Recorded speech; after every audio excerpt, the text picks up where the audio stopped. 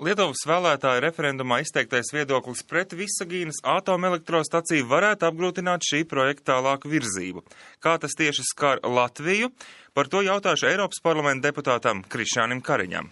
Vispirms jāatzīmē, ka enerģētikas drošība ir arī nacionālā drošība. Šobrīd Latvijā mums ir situācija, ka mums nepietiek pašmāja ražotās elektrojaudas. Apmēram pusi no elektrības mēs saražojam no Daugavas Hesiem, bet otro pusi mēs saražojam pārsvarā izmantojot Krievijas gāzi. Un mēs zinām, ka gāzi mums nāk tikai no viena avota, no Krievijas. Kopējā energoatkarība jau mums pār 63% ar augošu tendenci. Mums ir jāatrisina tas, ka mēs nodrošinātu bāzes jaudas, tātad elektrības jaudas, uz kurām var ikdienā paļauties, neizmantojot vairāk Krievijas gāzi. Jā, bet vai pavisam reāli Latvijai ir plāns B? Plāns A ir piedalīties jaunajā atomelektrostacijas celtniecības projektā Lietuvā, kas nodrošinātu mums tā saucamās bāzes jaudas, kas vienmēr ir dienu un nakti, neskatoties, vai tur vējš pūš, vai saule spīd, vai ūdens Daugavā ir vai nav. Ja šis projekts neizdotos, tad, protams, mums ir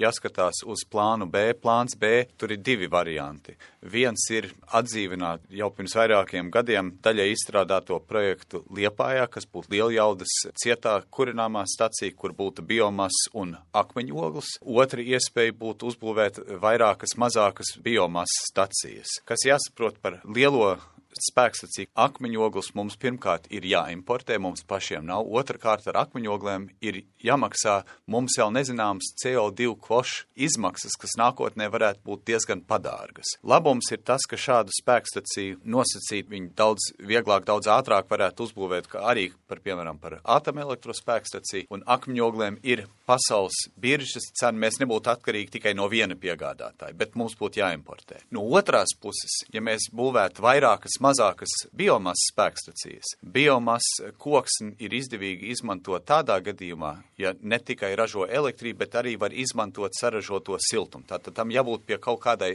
pie pilsētas vai pie vairākām pilsētām, kur siltumu var arī izmantot. Un, protams, jautājums abos gadījumos par izmaksām, kurš variants mums arī kā patērētājiem būtu visizdevīgāks. Jā, starp citu, kā Eiropas Savienība raugās uz šo jaunāko attīstību saistībā gan ar Visagīnu, gan ar Baltijas valstīm? Eiropas Savienībā ir atstāts katras dalībvalsts ziņā, kādus avotus viņi vēlas vai nevēlas izmantot elektrības ražošanā. Mēs zinām, ka visiem ir tie mērķi, kāda proporcija no kopējā ir jābūt atjaunīgajiem energoresursiem. Latvija ir tādā ziņā ļoti zaļa, bet kā mēs tālāk attīstamies, vai tas būs ar atomelektrospēkstacijas palīdzību, vai ar jaunu biomasu, vai varbūt pat akmeņogles spēkstaciju, tas ir mūsu pašu ziņā. Viss ir mūsu pašu ziņā, tā saka Eiropas parlamenta deputāts Krišjānis Kariņš. Tā bija pārraide, kas tapusi sadarbībā ar ETP grupu Eiropas parlamentā.